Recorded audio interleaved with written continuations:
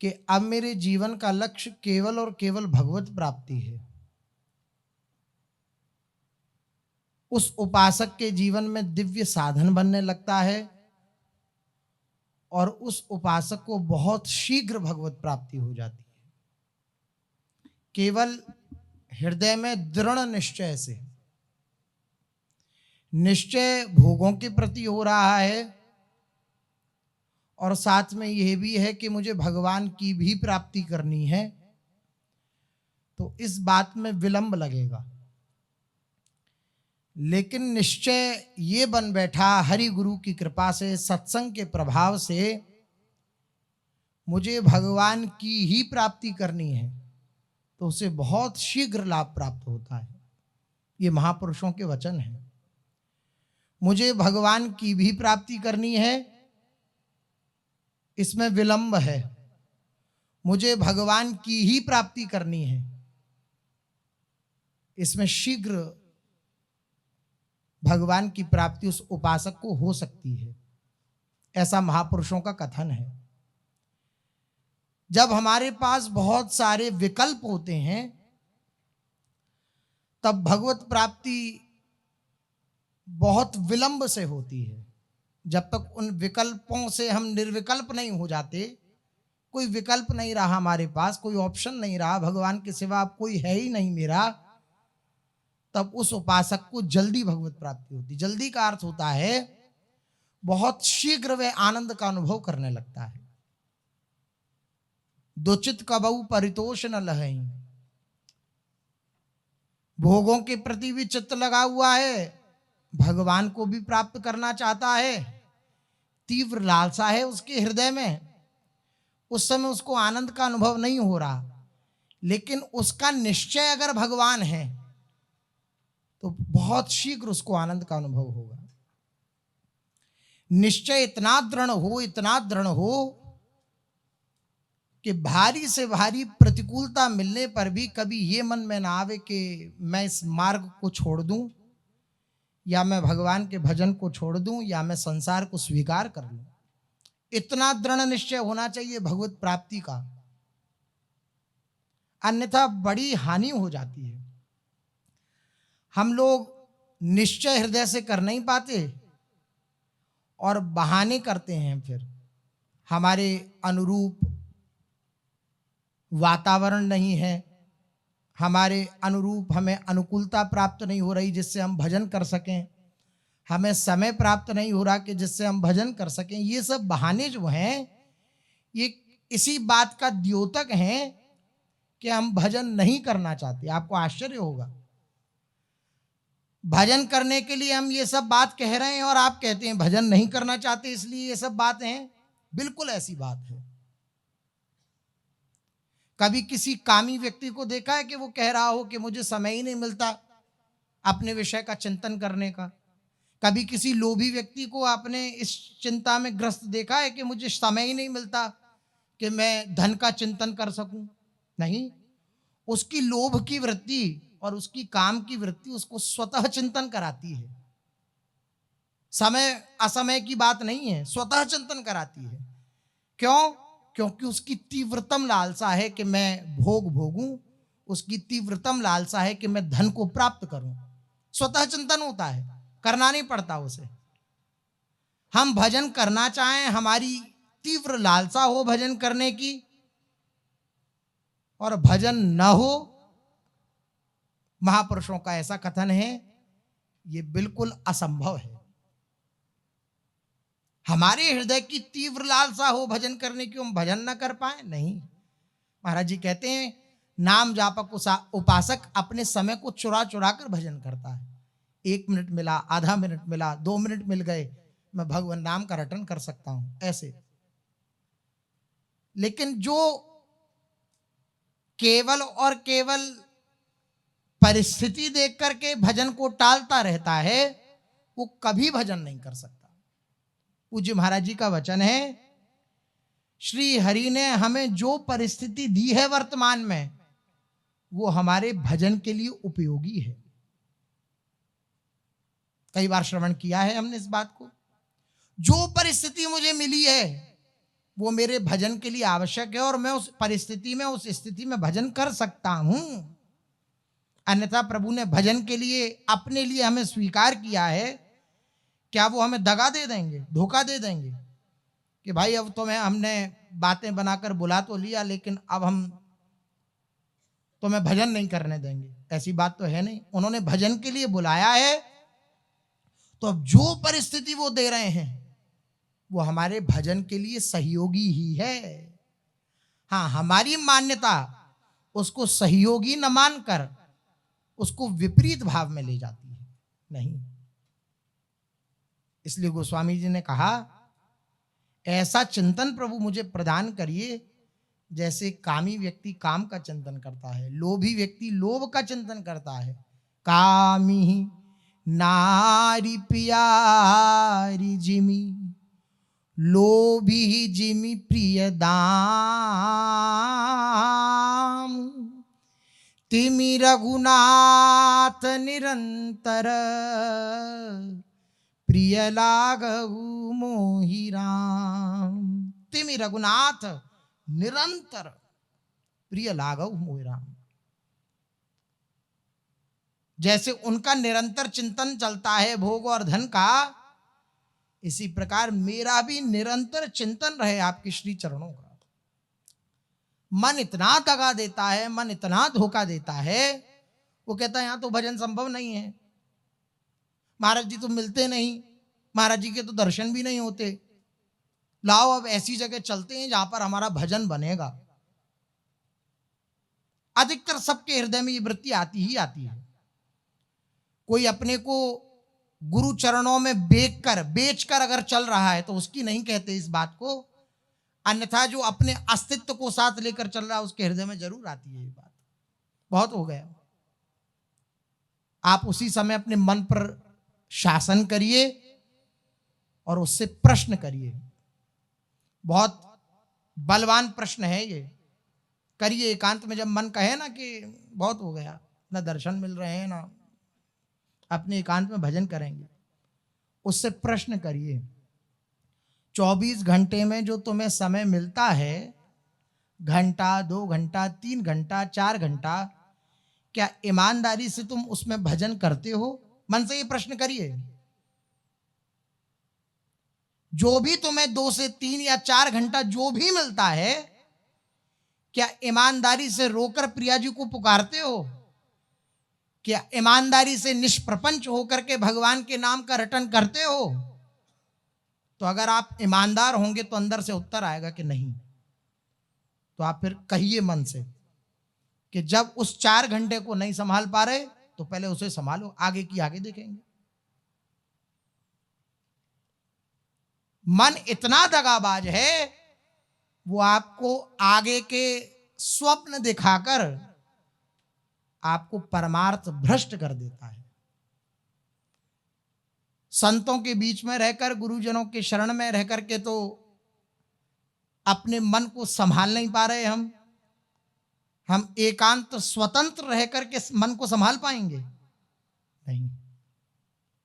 कभी अकेले नहीं रहने की भावना हृदय में होनी चाहिए।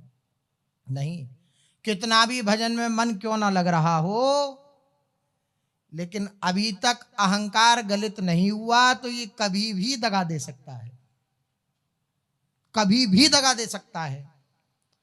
कितना भी आपका चिंतन क्यों ना हो रहा हो, आपको लग रहा हो कि अब तो मेरा खूब अनवरत अखंड चिंतन चलता है, लेकिन अभी अस्तित्व का समर्पण नहीं हुआ तो ये अस्तित्व कभी भी दगा दे सकता है, किसी भी स्थिति में दगा दे सकता है।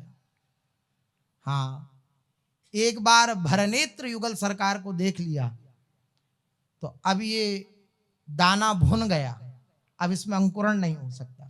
अब निश्चिंत हो जाना चाहिए। अब जो होगा वो भगवान की इच्छा के अनुसार होगा, जो जैसा होगा। लेकिन जब तक अहम का समर्पण नहीं हुआ तब तक केवल और केवल परमार्थ की बात भी गुरुजनों के वचनों के अनुसार अपने जीवन में होनी चाहिए।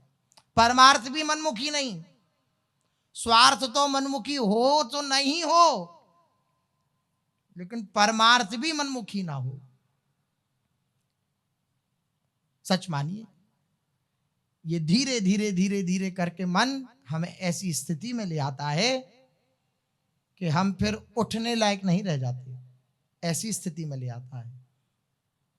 अगर बचना चाहते हैं इस स्थिति से, एक ही उपाय है, अब जोई कहें करें हम सोई आयसु लिए चले निज दासी।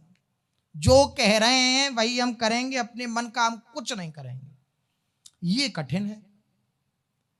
अपने मन को बिल्कुल तिलांजलि दे देना, उसकी न सुनना, तो चूंकि मन के साथ दृढ़ संबंध है, वो जीने देगा क्या? वो फिर जीने नहीं देता, वो जलाता है, और उस जलन को न सहन करने के कारण हमसे त्रुटि हो जाती है। भाग पड़ते हैं। कहां भाग के जाएंगे? वो अजान बाहु प्रभु आपको अपने योग्य बनाकर ही छोड़ेंगे, जहां जाएंगे वहां कष्ट उठाना पड़ेगा, क्योंकि जितना दृढ़ अहंकार होगा उतना भगवान अहंकार तोड़ने के लिए भारी से भारी कृपामयी प्रतिकूलता लीला करेंगे। कृपामयी प्रतिकूलता लीला अगर सहन करते चले गए तो बात बन जाएगी, नहीं सहन किया तो फिर पुनरपि जननम पुनरपि मरणम पुनरपि जननी जठरे शयनम, इस चक्र में दोबारा पड़ना हो सकता है। इसलिए सावधानी पूर्वक अपने मन की तरफ देखकर उससे प्रश्न करते रहिए कि जितना तुम्हें समय प्राप्त हुआ है तुम भजन कर रहे हो या नहीं कर रहे। और आप सच मानिए, जितना समय है आपके पास, हम आपसे हाथ जोड़कर निवेदन पूर्वक कहते हैं, 10 मिनट भी है अगर आपके पास, 23 घंटा 50 मिनट आप सेवा में हैं, 10 मिनट भी आपके पास हैं फ्री, ईमानदारी से आप उसमें भी भजन करेंगे। वो 10 मिनट ही आपका उत्थान कराएंगे, आपको उठाएंगे।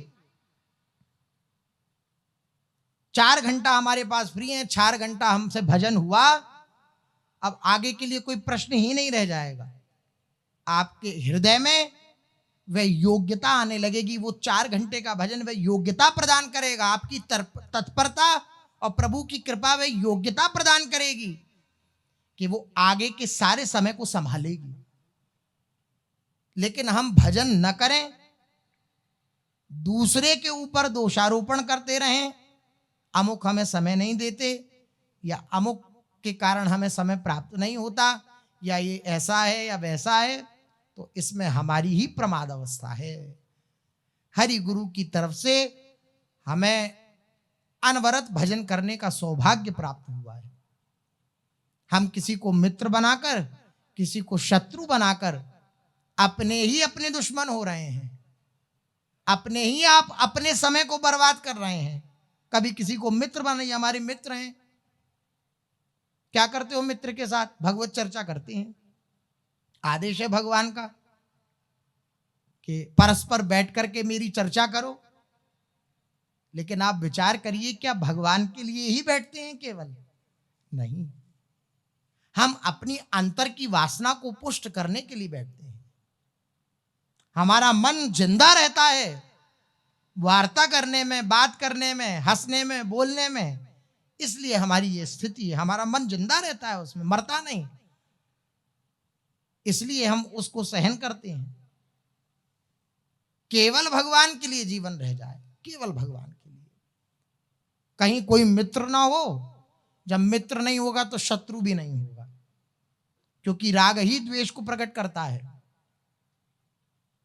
कहीं किसी व्यक्ति के प्रति, वस्तु के प्रति, स्थान के प्रति राग है, अपने शरीर के प्रति राग है, इसके प्रतिकूल कोई भी आचरण होगा तो जो करने वाला होगा या जो कराने वाला होगा उसके प्रति द्वेष बन जाएगा। क्यों? क्योंकि राग है शरीर से, राग है अपने मन से। सब बात संभव हो सकती है, सब बात संभल सकती है, केवल एक निश्चय से। किस निश्चय से? मुझे इसी जीवन में भगवत प्राप्ति करनी है, मुझे भगवान ही चाहिए, भगवान भी चाहिए नहीं, भगवान ही चाहिए। ये जिसका जीवन का लक्ष्य भगवत प्राप्ति बन गया, उसके लिए ये बात है। मुझे केवल और केवल भगवान ही चाहिए, मुझे अनुकूलता नहीं चाहिए, मुझे किसी प्रकार की कोई अपने शरीर को सुख प्रदान करने वाली कोई वस्तु नहीं चाहिए, कोई व्यक्ति नहीं चाहिए, कोई स्थान नहीं चाहिए, मुझे केवल और केवल श्री जी ही चाहिए। ये ऐसी बात है कि बहुत शीघ्र ये निश्चय आपके हृदय में आनंद का प्रादुर्भाव कर देगा। महापुरुषों के वचन हैं, परम पूज्य प्रातस्मरणीय श्री राम सुखदास जी महाराज, वे कह रहे हैं अपनी वाणी में कि भगवत गीता से, शास्त्रों से और संतों से मुझे बहुत विलक्षण विलक्षण बातें मिली। मैंने बहुत सुंदर सुंदर मोती चुने, संतों की कृपा से, संतों के संग से और भगवत गीता से, शास्त्रों के अध्ययन से। उनमें से एक बात मैं आज आपसे निवेदन करता हूं, पूज्य राम सुखदास जी महाराज, आप लोग कृपा करके ध्यान दें इस बात पर। एक ऐसी सरल बात है जिससे साधन में बहुत तेजी से उन्नति हो सकती है। बहुत ध्यान देने वाली बात है, हमारे साधन में बहुत तेजी से उन्नति हो सकती है। बड़ी विलक्षण बात है, बड़ी आनंद प्रदान करने वाली बात है। सदा के लिए ये बात आपके दुख और संताप को मिटा सकती है। परंतु वह सरल बात किसके लिए है? जो निवेदन करने वाले हैं, ये सरल बात है किसके लिए? जो अपना उद्धार चाहता है, जिसका लक्ष्य क्या है? भगवान की प्राप्ति। जो अपना उद्धार चाहता है उसके लिए ये सरल है। मेरा कल्याण हो, ये भाव जितना अधिक होगा उसके लिए ये बात उतनी ही सरल होगी। कौन सी बात? कह रहे हैं हम साधन करते करते ऊंची स्थिति पर पहुंचते हैं, फिर हमें उस तत्व का अनुभव होता है जो हमारा लक्ष्य है। साधन करते करते करते करते तब उस ऊंची स्थिति पे पहुंचते हैं, तब हमें वो तत्व प्राप्त होता है जिसके लक्ष्य के लिए हम चले। ये एक बात है, एक उपाय ये है कि साधन करते करते करते करते करते करते फिर उस तत्व को प्राप्त किया। एक प्रकार ऐसा है और एक प्रकार ऐसा भी है कि साधन करते करते हम जहां पहुंचते हैं वहां हम पहले से ही जा बैठे और फिर साधन हो रहा है, फिर भजन हो रहा है, स्थिति पहले प्राप्त हो गई। ये महापुरुषों के दिव्य अनुभव हैं। उन्होंने अपने पूरे जीवन को लगा करके इन अनुभवों को प्राप्त किया है। हरि कृपा से स्वयं भगवान ही संत महापुरुषों के रूप में प्रकट होकर अपनी प्राप्ति का उपाय बतलाते हैं। ये हम आप अनुभव कर पाए संभव नहीं है। इन महापुरुषों के अनुभवों को अगर स्वीकार कर लें तो अनुभव हो सकता है। हम विचार करें कि हम पूरी ये प्रक्रिया करेंगे तब इस बात का अनुभव करेंगे, नहीं, कठिन है। लेकिन महापुरुषों के वचनों को तत्काल स्वीकार कर लें तो यह अनुभव हो सकता है। इसलिए सत्संग की महिमा है। कह रहे हैं वे जो तत्व हम प्राप्त करते हैं चलते चलते, साधन करते करते, एक प्रकार ऐसा भी है कि साधन करते करते हम जहां पहुंचते हैं वहां पहले से ही जा बैठे, तो उतना लंबा समय ही नहीं लगेगा, उतना परिश्रम ही नहीं करना पड़ेगा और लाभ बहुत जल्दी होगा और विशेष लाभ होगा। इस विषय में भगवान ने वे बात बताई है, निश्चय वाली बुद्धि एक होती है। अर्थात दुराचारी से दुराचारी मनुष्य भी यदि अनन्य भाव से ये निश्चय कर ले कि मुझे भगवान की ही प्राप्ति करनी है तो उसको बहुत जल्दी लाभ हो सकता है। जो पूज्य राम सुखदास जी कहना चाह रहे हैं, एक निश्चय हो जाना, जो प्रारंभ हुआ अपनी बात, एक निश्चय हो जाना, मुझे भगवान की ही प्राप्ति करनी है। धुन चढ़ जाए, दिन रात 24 घंटे यही बात स्मरण में बनी रहे, मुझे भगवान की प्राप्ति करनी है, मुझे भगवान चाहिए, मुझे श्री जी की प्राप्ति करनी, ये बात स्मरण में बनी रहे। अब हमें परमात्मा की प्राप्ति ही करनी है, हमें इस मार्ग पर ही चलना है, ऐसा अटल निश्चय हो जाए। देखिए इसकी भूमिका बनाई पूज्य राम सुखदास जी ने, तो कैसी विलक्षण विलक्षण बात कही। आपको साधन नहीं करना पड़ेगा, पहले ही स्थिति आ जाएगी। लेकिन आप देखिए मन ने जैसे ही सुना कि अच्छा एक निश्चय, तो मन ने विचार किया कि हम तो सोच रहे थे जाने क्या बात सुनने को मिलेगी, लेकिन ये एक निश्चय, हम इधर दृष्टि ही नहीं दे पाते। महापुरुषों के जो वचन हैं उधर महत्वपूर्वक दृष्टि ही नहीं दे पाते हैं कि वे अपने हृदय में कितनी अमूल्य अमूल्य वस्तु धारण किए रहते हैं और हमें कृपा करके प्रदान करते हैं। एक निश्चय, मुझे इसी जीवन में भगवत प्राप्ति करनी है और मुझे इसी मार्ग पर चलना है और कोई मार्ग मेरे लिए नहीं है। ये निश्चय, भारी से भारी प्रतिकूलता भी इस निश्चय में बाधा न उत्पन्न करने पावे। लोग निंदा करें, लोग स्तुति करें, मैं नहीं फंसूंगा, मुझे भगवत प्राप्ति करनी है।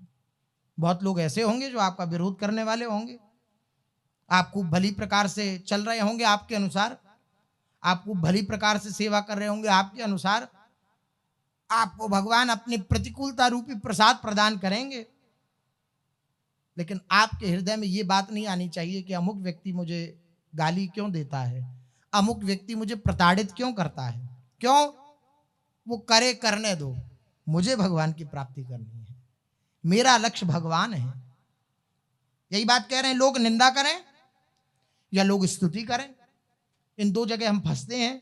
कोई निंदा करने लग जाए तो हम भजन छोड़ करके पहले उसके प्रश्नों का उत्तर देना चाहते हैं, तुमने ऐसा क्यों कहा।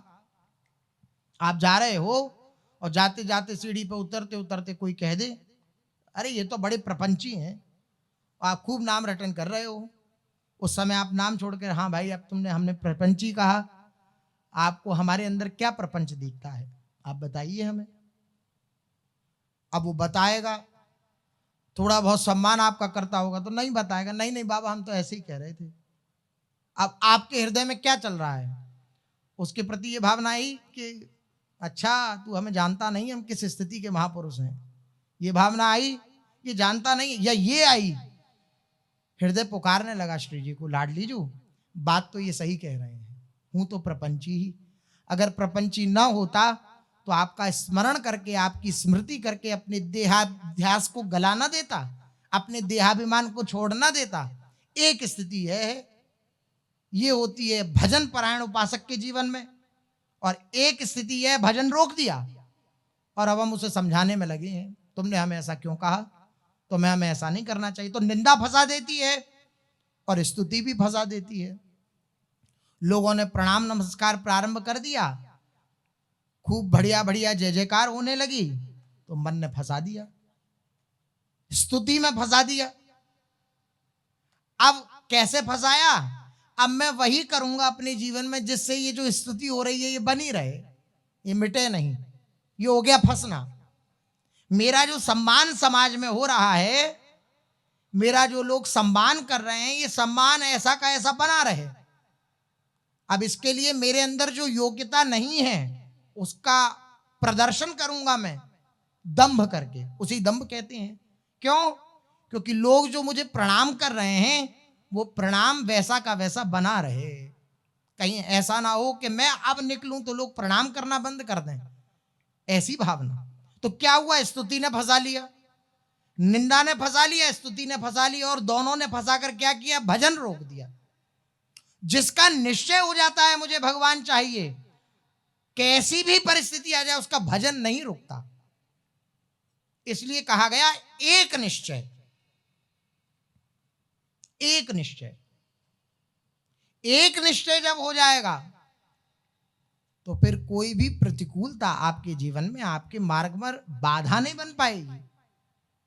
कहीं जाने का आपका एक निश्चय हो जाए तो कोई भी मार्ग का निंदा करने वाला, अर्थात आपको प्रतिकूलता देने वाला, जैसे आपको ट्रेन पकड़नी हो, हवाई जहाज में जाना हो और आपका टाइम होने वाला हो कि भाई अब जाना है और तुरंत फ्लाइट छूट जाएगी, और रास्ते में आपका झगड़ा हो जाए किसी से, आप फंसेंगे।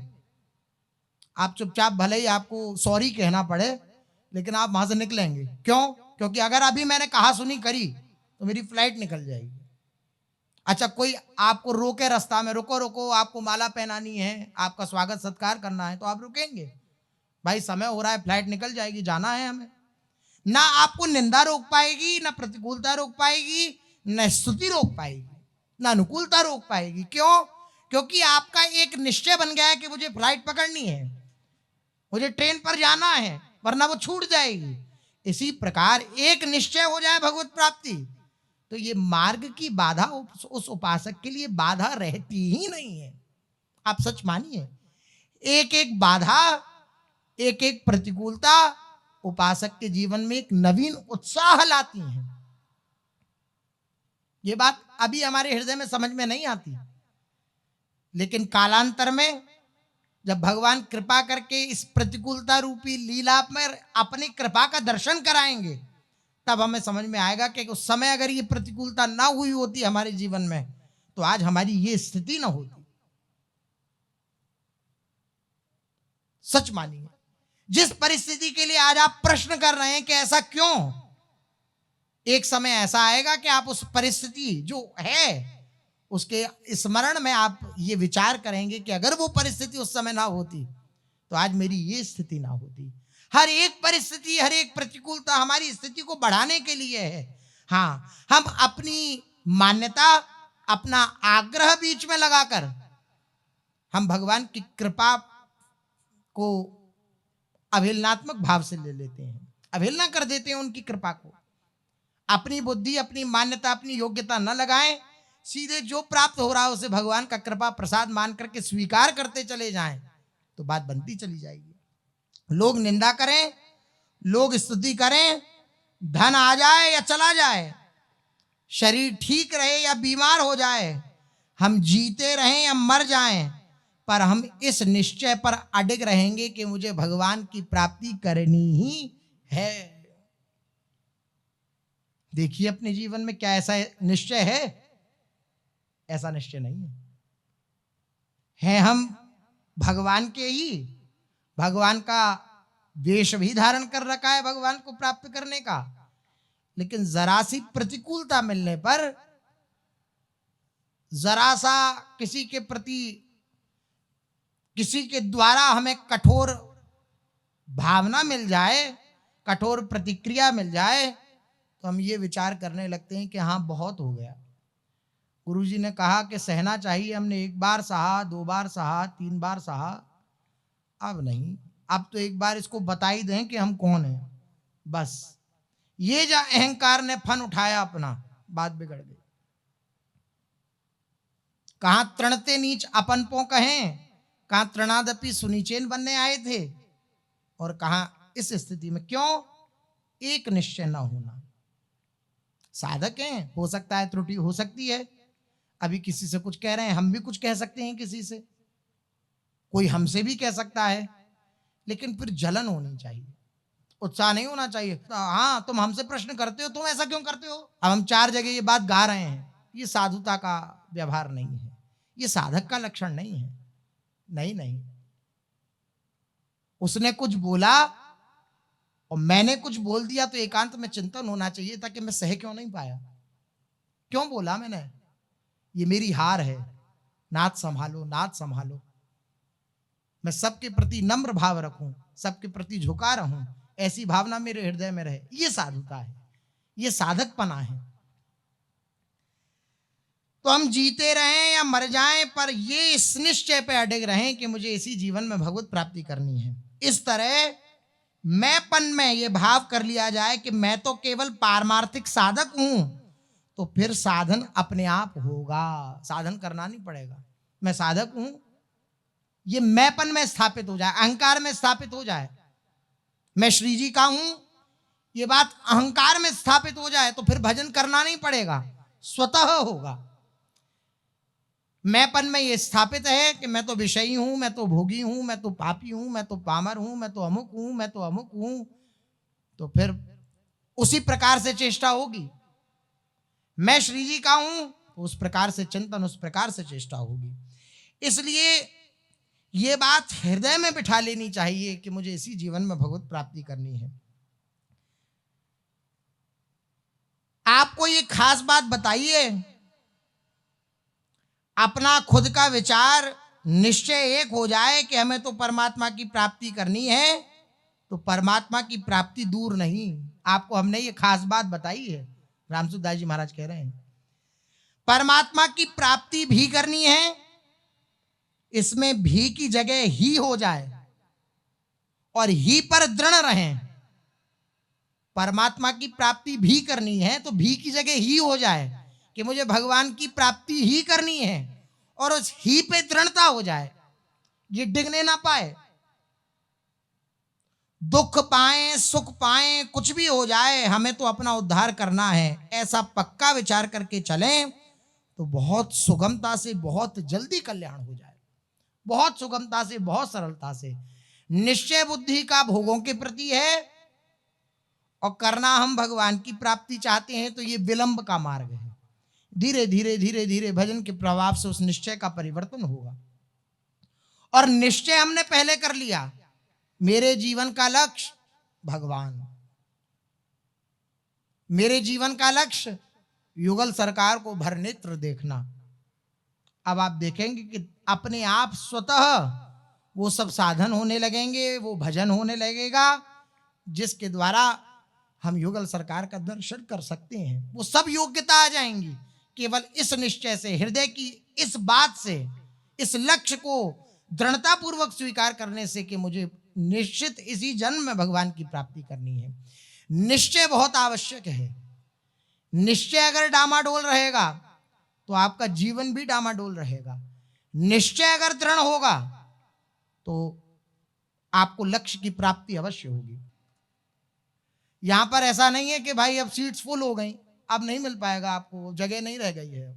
नहीं नहीं, यहां तो खूब खुला दरबार है।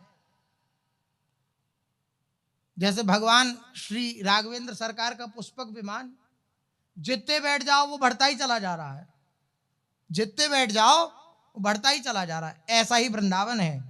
यद्यपि अभी भी इतनी संख्या है वहां पर कि ध्रुवदास जी कहते हैं रजगन उडगन बूंदगन, कोई रज के कणों को गिन सकता है, यद्यपि असंभव है। रज के कणों को कैसे गिन सकता है, इतनी रज के कण हैं।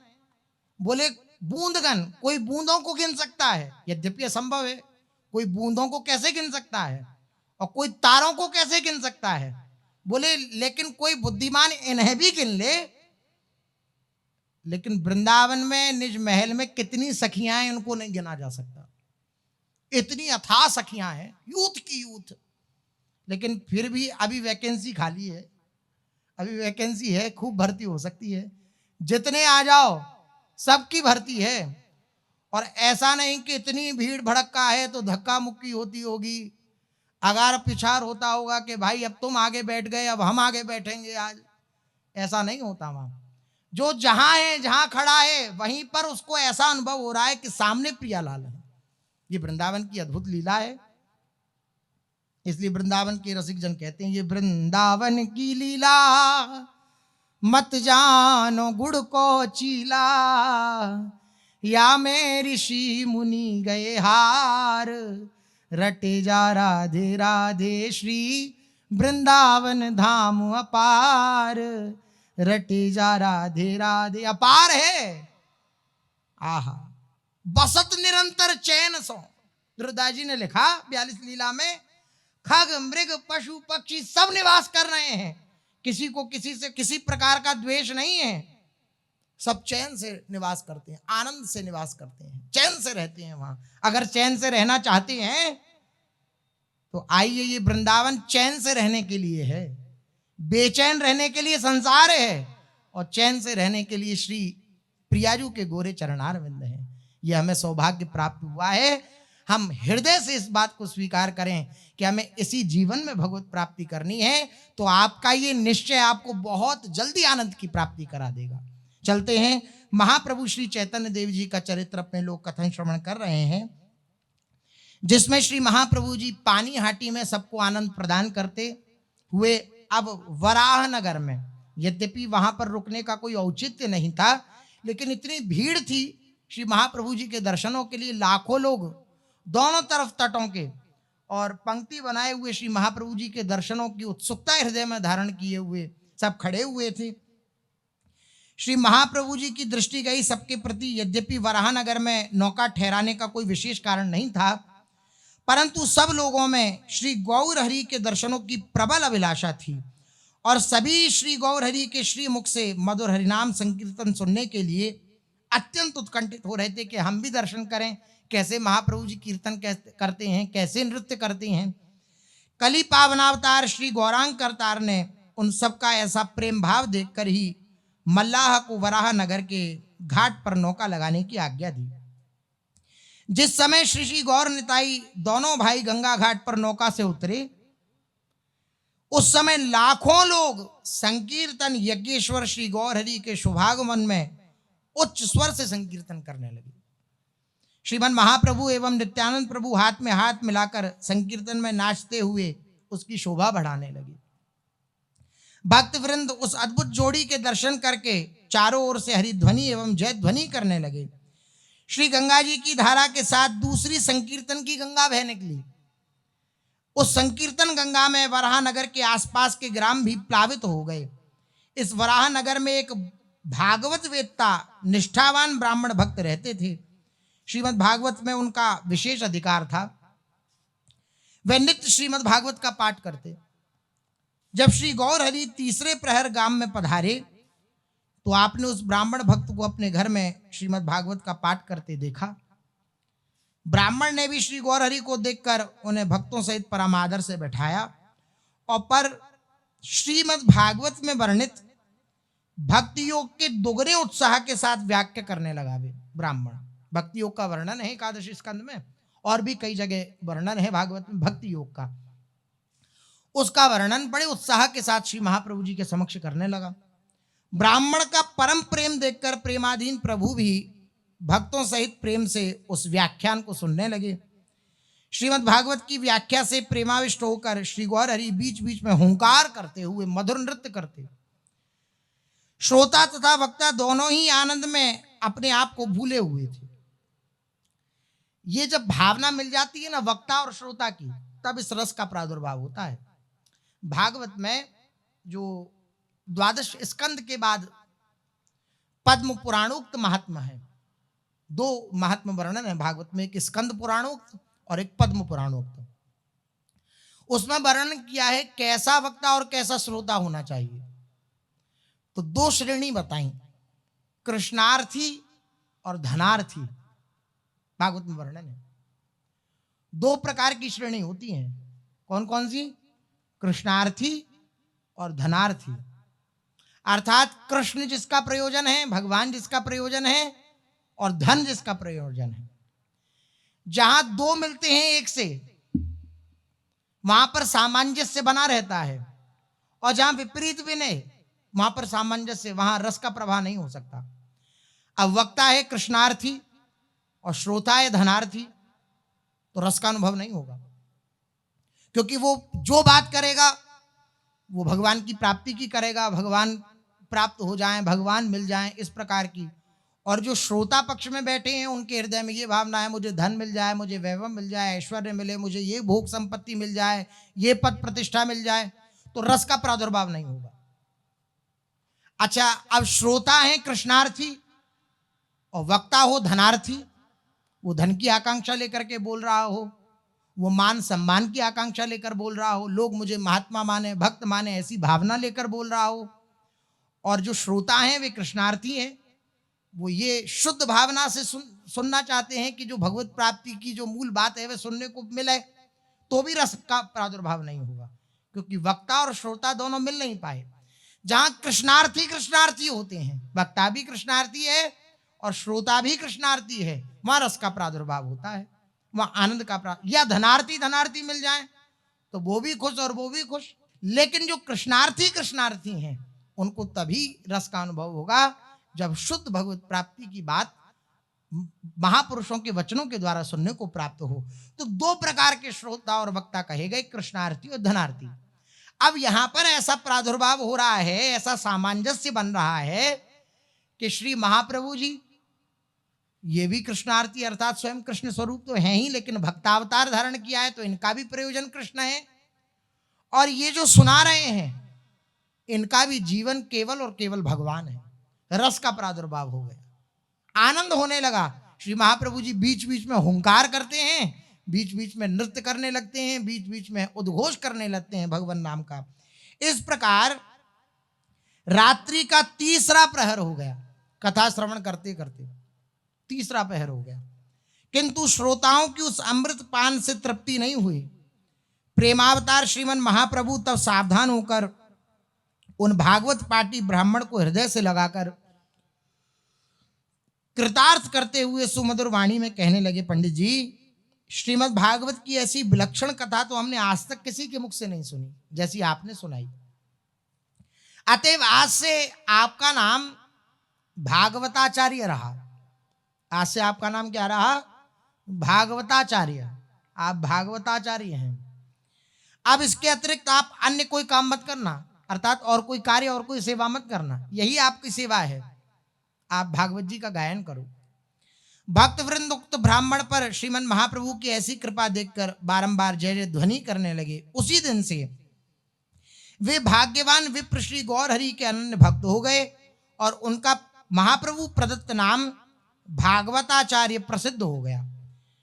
वराहनगर में अब तक उन भागवताचार्य की प्राचीन पुस्तक अभी भी विराजमान है, जिससे वो श्री महाप्रभु जी को भागवत सुनाई उन्होंने, वो पुस्तक वराहनगर में आज भी विराजमान है। श्रीमन महाप्रभु वराहनगर से नौका द्वारा फिर कुमारहट्ट ग्राम में पधारे। कुमारहट्ट कांचनपाड़ा के समीप ही है। कुमारहट्ट को अब कामारहाटी कहते हैं और कांचनपाड़ा को कांचड़ा पाड़ा कहते हैं। कुमारहट्ट ग्राम श्रीवास पंडित का आदि निवास स्थल है।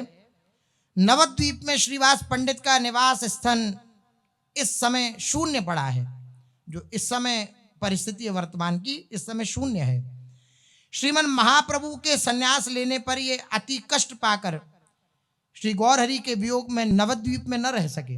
श्रीवास पंडित निज कुटुंब सहित अपने ग्राम में चले गए, किंतु बीच बीच में श्री सची माता के दर्शनों को आते रहे। श्रीवास पंडित जानते हैं कि श्री गौर हरि गौड़ देश में अवश्य पधारेंगे। अतएव श्री गौर हरि के स्वागत के लिए आपने बड़ी बड़ी तैयारियां कर रखी हैं। जो जो शाक श्री शची नंदन को प्रिय हैं, वे सब शाक अपनी बगीची में लगाकर नित्य प्रति अपने हाथ से जल सींचते हैं। बगीची बना रखी है, उसमें जो भी फल या शाक सब्जियां श्री महाप्रभु जी को पसंद है वो सब लगा रखी हैं और रोज उसको सींचते हैं कि मुझे पता है महाप्रभु जी एक दिन आएंगे और इसी बगीची से मैं फल और ये सब्जियां अमनिया करूंगा और श्री महाप्रभु जी को पवाऊंगा, ऐसी भावना से युक्त होकर। श्रीवास पंडित का गौर सेवानुराग अद्भुत है। ये स्वयं श्री ठाकुर के प्रकट स्वरूप की भी सेवा करते हैं, विग्रह स्वरूप की, और सर्वदा श्री गौर चरणारविंद के ध्यान में निमग्न रहते हैं। एक दिन आपका ये ध्यान सफल हुआ। ये ध्यान में बैठे थे, श्री गौर हरि नौका से उतरकर सीधे इनके घर पधारे। श्रीमन महाप्रभु उस दिन अकेले नहीं थे, आपके साथ लाखों लोग थे। आप सच मानिए, जो प्रतीक्षारत रहता है, कल भी ये बात निवेदन करी थी, जो प्रतीक्षारत रहता है उसके जीवन में जरूर फल प्राप्त होता है। हमारे जीवन में जब प्रतीक्षा होगी ना कि हाँ श्री जी मिलेंगी, श्री जी आज मिलेंगी, श्री जी रात्रि में मिलेंगी, रात्रि में नहीं तो दिन में मिलेंगी, दिन में नहीं तो दोपहर में, तो इसी प्रतीक्षा में जो जी रहा है उसके जीवन में इस प्रतीक्षा का फल प्राप्त होता है। निश्चित उसे भगवत प्राप्ति होती है। जो प्रतीक्षारत नहीं है, अपने समय को बस काट रहा है, बहुत समय लग जाता है, बहुत विलंब हो जाता है उसकी भगवत प्राप्ति में। श्रीवास जी निरंतर प्रतीक्षा रखते हैं, श्री महाप्रभु जी आएंगे। नाव से उतरे, कहीं और नहीं गए, आए माता के दर्शन के लिए हैं, लेकिन वहां पहले नहीं गए, तुरंत श्रीवास जी के घर ये ध्यान में बैठे हैं। श्रीवास जी श्री गौरचंद्र आ गए हैं, इनका कुछ भी पता नहीं लगा इन्हें, ध्यान में ही गौर मूर्ति का स्मरण कर रहे हैं। श्री गौर सुंदर जब इनके नेत्र गोचर हुए तब इनकी प्रेम समाधि खुली। जिनका ध्यान कर रहे थे उन प्रभु को अकस्मात सामने पाकर इनके आनंद का ठिकाना नहीं रहा। श्री गौर हरि के चरण कमलों से लिपटकर बालक की तरह ऊंचे स्वर से ये रोने लगे। करुणा में श्रीमन महाप्रभु श्रीवास पंडित को हृदय से लगाकर विराज गए और अपने अश्रुपातों से उनका अभिषेक करा दिया। श्रीवास गृहिणी मालिनी देवी, उनके चारों भाई, परिवारी, दास दासी सभी गौर आनंद में विभोर होकर प्रेमाश्रु विसर्जन करने लगी। बात तो यह है कि बहुत दिनों के पश्चात श्रीवास गोष्ठी ने श्री श्री नवद्वीप चंद्र को अपने घर पाया है इसलिए आज ये सबके सब आनंद में मग्न है। श्रीवास गोष्ठी अर्थात श्रीवास जी का जितना भी परिकर है। किंचन सावधान होने पर श्रीवास पंडित ने स्वयं उठकर एक दिव्य आसन लाकर उस पर श्री गौरहरि को विराजमान किया। अंतरंग भक्त वृंद आपके चारों ओर विराज गए। उस समय श्रीवास भवन में श्री गौरचंद्र तारकावली द्वारा परिवेष्टित पूर्ण चंद्रमा के समान सुशोभित हो रहे थे। ऐसा प्रतीत हो रहा था चारों तरफ तारा मंडल है और बीच में गौरचंद्र विराजमान है। पुर नारी वृंद ने शुभ शंख बजाया, जय ध्वनि करी, मंगलाचरण किया। श्री गौरचंद्र ने मधुर मुस्कुराते हुए अपनी अमृतवाणी से सबको संतुष्ट किया। पुरंदर आचार्य श्रीमन महाप्रभु का शुभागमन सुनकर दौड़े चले आए। ये परम भागवत हैं। श्री गौरहरि इनको पिता कहकर संबोधित करते हैं। पुरंदर आचार्य को देखकर आप उनके हृदय से लिपट गए। भक्त और भगवान का वह प्रेम मिलन इतना मनोहर हुआ कि दोनों एकांग ही दृष्टिगोचर होने लगे। ऐसा प्रतीत हो रहा है दो अंग नहीं है, एक अंग हो गया है। श्रीवास पंडित के घर प्रेम का स्रोत उमड़ गया। भक्तों के नेत्रों से प्रेमाश्रुओं की वर्षा होने लगी। सभी मानो आनंद स्वरूप हो गए। ये आनंद क्या वस्तु है, ये लेखनी से परे है। श्री गौरहरि कुमारहट्ट ग्राम में पधारे हैं। ये सुनकर शिवानंद सेन तथा वासुदेव दत्त अपनी मंडली सहित श्रीवास पंडित के घर प्रभु के दर्शनों के लिए आए। शिवानंद सेन का घर कांचनपाड़ा में है। ये कुमारहट्ट ग्राम के समीप ही है। इन सब भक्तों की इच्छा श्री गौरहरि को कम से कम एक बार अपने घर ले जाने की है कि महाप्रभु जी एक बार घर जाएं। वासुदेव दत्त शिवानंद सेन के पड़ोसी हैं। ये श्री गौरहरि के एकांत अंतरंग भक्त हैं, परम परोपकारी तथा प्राचीन पद करता हैं। इनकी पदावली से पत्थर भी पिघल जाते हैं, ऐसे गायक हैं। किसी का दोष देखना तो ये जानते ही नहीं। इनकी स्थिति कैसी है, किसी का दोष देखना तो ये जानते ही नहीं। ये महापुरुष श्री गौरहरि के अत्यंत प्रिय एवं रसिक भक्त हैं, जिनको पढ़ने सुनने से भक्तगण विरह धारा में बह जाते हैं। ऐसे गुणनिधि वासुदेव दत्त को देखकर श्री गौरहरि सबके सन्मुख कहने लगे कि मैं तो वासुदेव का हूं। वासुदेव लज्जा से नीचा मुख करके अपने अश्रुपातों से श्री गौरहरि के चरणारविंद का अभिषेक करने लगे। भक्त वत्सल श्री गौरहरि इनको अपने हृदय से लगाकर प्रेमालिंगन द्वारा कृतार्थ करते हुए कहने लगे, भक्तों, ये जो मेरा शरीर है सो वासुदेव दत्त का ही है। और वासुदेव दत्त भाव में बहे जा रहे हैं। इससे अच्छा दिन क्या होगा।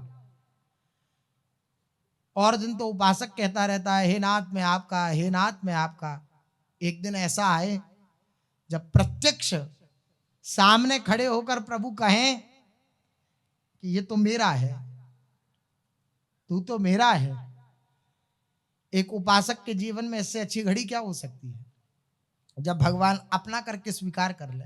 यद्यपि वो अपना करके स्वीकार किए हुए हैं जब इस मार्ग पर हम हैं, लेकिन एक क्षण ऐसा भी हो कि जब सामने से वो कहें, अभी छुपा छुपी में कह रहे हैं, एक बार सामने से कहें हम तुमसे प्यार करते हैं, तो बात बने। अब ये आनंद में मत हैं वासुदेव दत्त जी। श्री महाप्रभु जी कह रहे हैं, वासुदेव दत्त का हूं मैं, ये वासुदेव दत्त मेरा है। ये जहां मेरे को बेचना चाहें मैं वहां बिकने को तैयार हूं। ये है भक्ताधीन मनः पूज्यो। भगवान का एक नाम है भक्ताधीन, भक्तों के अधीन हो जाना। ये भगवान का लक्षण है, ये भगवान का गुण है। और भगवान को इसी में प्रसन्नता भी होती है। भगवान किसी के अधीन नहीं रहते, सच मानिए। भगवान प्रकृति के अधीन नहीं रहते, और जो कुछ दिख रहा है सब प्रकृति ही है। भगवान प्रकृति के अधीन नहीं है, भगवान प्रकृति के अधीश्वर हैं। मद भयात वाति वातोयम सूर्यस्तपति मद भयात वर्षतेन्द्रो दहत्यग्नि मृत्युश्चरति मद भयात। भगवान के भय से ये सब हो रहा है। ये वायु बह रही है, भगवान के भय से बह रही है। मद भयात वाति वातोयम, और सूर्यस्तपति मद भयात। ये सूर्य जो ताप प्रकट कर रहा है, तप रहा है, ये भगवान के भय से तप रहा है। और वर्षतेन्द्रो, इंद्र वर्षा कर रहे हैं, तो भगवान के भय से, भगवान के शासन से युक्त होकर। और दहत्यग्नि, अग्नि के अंदर दाहे का शक्ति है, तो वो भगवान के भय से। और मृत्युश्चरति मद भयात, अगर मृत्यु किसी का हरण करती है तो वो किसके भय से? भगवान के भय से। लेकिन भगवान भी अगर कहीं भयभीत होते हैं तो वो हैं भक्त। भक्तों के आगे भगवान भयभीत रहते हैं। मेरा भक्त प्रसन्न रहे, कभी नाराज ना हो जाए। कैसे भक्त? जो पूर्ण रूपेण अपने आप को प्रभु के श्री चरणों में बेच चुके हैं, पूर्ण रूपेण समर्पित हो चुके हैं। उनके लिए भगवान की ये उक्ति रहती है, ये वचन रहते हैं कि अगर मेरा भक्त चाहे तो बेके तो बिक जाऊं, अगर मेरा भक्त मुझे बेचना चाहे तो मैं बिक जाऊं, जैसा मेरे साथ बर्ताव करना चाहे मैं सब कुछ स्वीकार करने के लिए तैयार हूं। ये भगवान की भावना रहती है भक्तों के प्रति। अहम भक्त पराधीन, भगवान ने कहा है, यह स्वतंत्र एवं द्विज, मैं स्वतंत्र नहीं हूं, मैं भक्तों के पराधीन हूं। श्री महाप्रभु जी कह रहे हैं, मैं वासुदेव के हाथ बिक चुका हूं, ये मुझे जहां बेचना चाहें मैं वहां बिकने को तैयार हूं। यह मैं सत्य सत्य कहता हूं, इसमें तनिक भी मिथ्या नहीं है। वासुदेव दत्त के शरीर का वायु भी जिस बड़भागी के स्पर्श हो जाता है उसकी श्री कृष्ण चंद्र सदा रक्षा करते हैं। भक्तों, मैं फिर कहता हूं, ये मेरा शरीर केवल वासुदेव का ही है। वासुदेव दत्त आत्म प्रशंसा सुनकर मर्माहत हो रहे हैं और हा गौर कह करके भूमि पर लौट रहे हैं। श्री गौर हरि भक्त की बड़ाई करके बड़े प्रसन्न होते हैं और भक्त आत्म प्रशंसा सुनकर अति कष्ट पाते हैं। किंतु भगवान ये सब जानते हुए भी भक्त गुण कीर्तनानंद में उसे भूल जाते हैं। भक्त गुण कीर्तनानंद में भगवान को इतना सुख मिलता है कि भगवान विस्मरण कर बैठते हैं कि मेरे भक्त को इसकी प्रशंसा में कर रहा हूं तो इसे कष्ट होता होगा। इतना सुख मिलता है भगवान को भक्तों की चर्चा करने में। हरि को निज यश ते अधिक भक्तन यश पर प्यार। भगवान को अपना निज यश सुनने में इतना सुख प्राप्त नहीं होगा जितना भक्तों का यश सुनने में उनको सुख प्राप्त होगा। इस प्रकार से भगवान ने वासुदेव को खूब आनंदित किया, उन्हें अपना कहकर स्वीकार किया और खूब उनकी भूरी भूरी प्रशंसा करी। शेष चर्चा आगे। श्री राधा वल्लभ लाल की।